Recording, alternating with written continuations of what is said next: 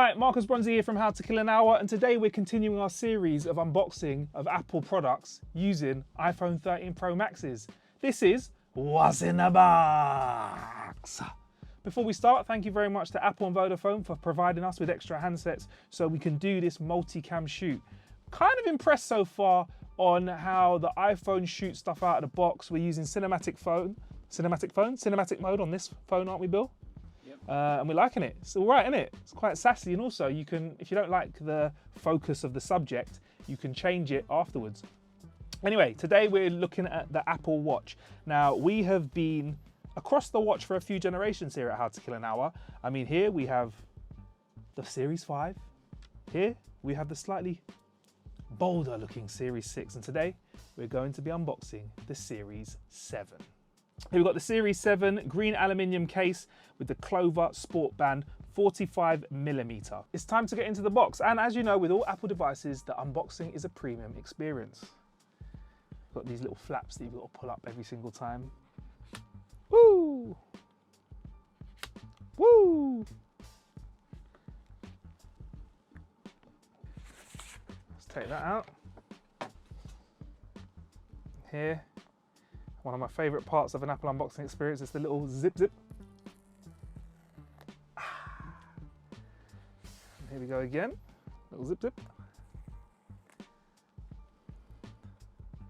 And let's open that up. Ooh, and here we go. Designed by Apple in California. Here's the watch, nice little green case around it. And underneath here, we've got the charger. There's also increased charging time on the Apple Watch, and we've got full statistics. If you actually click the link below the video, we've got full stats on the watch's performance as well. Now it's time for the grand unopening. And already you can tell that this is a bigger watch. And I just want to say, this year's case feels a lot more papery. That might be to do with saving the environment than the last ones. This sport band.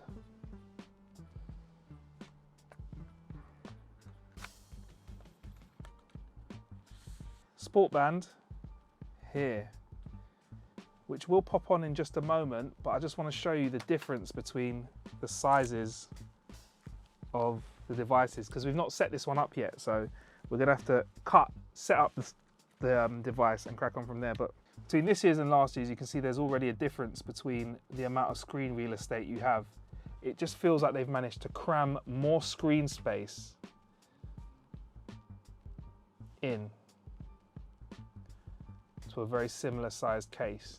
This is a Series 5 40mm, and this is the 44 from last year, and then this is the 45. And you can see with that extra bit of size that they've got, they've managed to really give you some extra screen real estate as well. That's the unboxing of the Apple Watch Series 7. Basically, now that I've had some time with the Apple Watch Series 7 and Series 6, I think it's time for us to point out a few differences, because a few people have asked me, Marcus, what's the difference? Like, you know, I've got a 6, is it worth stepping up to a Series 7? So let's start off with some of the differences that you get. One is the screen real estate. I mean, you get the extra millimeter, which is the official size difference that you get. But then how that translates into screen space is like this. Whoop, let me just make sure. Oh, they're going a bit funky because they're not on my wrists at the moment. Right, so here we go. This is a massive text I have written. Let's get that right. So a massive text that I've written, that I've sent to myself. Massive text that I have written so I can compare the sizes of the text that can be sent between the Apple Watch Series 6 and the Series 7. And what you can see here is if I really squeeze it,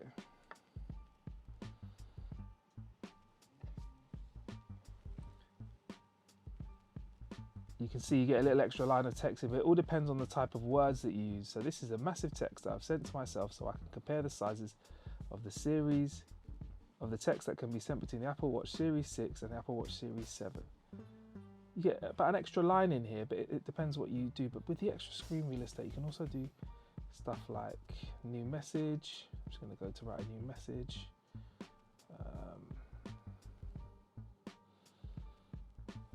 Or reply.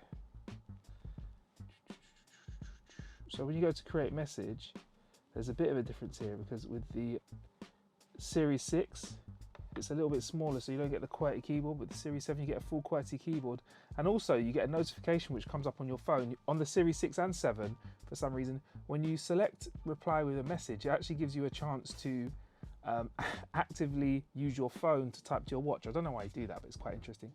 Another difference between the two devices, so they're going to be acting up a little bit because they think that they're not on a wrist. Right. Another difference between the two devices that you have got, which I can talk about, is that you actually do have, like I said, the larger screen. And also the screen is about 20% bigger than the Series 6 and 50% bigger than the Series 3s. And the border on the frame is also 40% smaller than those of the Series 6. So it feels like it wraps around a little bit more. And that's the best way of me explaining that. It's got a brighter screen on the always on mode for the Series 7, and you do have the same battery life as the Series 6. However, it should charge 33% quicker, Apple say. And also with 8 minutes quick charge before bed, you can get 8 hours of sleep tracking, because I've always wanted to do more sleep tracking, and hopefully with this quick charge, I can, instead of just taking my watch off and charging it overnight, I can think of leaving it on overnight for my sleep tracking, because sleep's something that I'm really interested with at the moment. Its case, they're saying, is 50% thicker than that of the Apple Watch 6, and that's the actual screen. So it's saying it should be a tougher watch. I still keep a case on my watches because, hey, I don't like to mash up my things. But bottom line, if I'm honest with you, with regards to the Apple Watch Series 6 and the Apple Watch Series 7, for me personally, is that if you've got a 6, is there a massive difference with regards to what you get? Because you still have the O2 sensor, the ECG that you have that on the Series 7, and you still have it on the Series 6. It's a slightly bigger screen. So if you've got a Series 6, I'll be honest with you, maybe going for the Series 7 isn't a necessity. But if you've got something like a Series 3 or you're new to Apple Watch, then yeah, head for the Series 7. Get that more screen real estate, faster charging time, and a kick-ass watch. I hope I've answered all the questions that I can about the Apple Watch. And we will be posting more tips and tricks over the next few weeks once we pick up some more.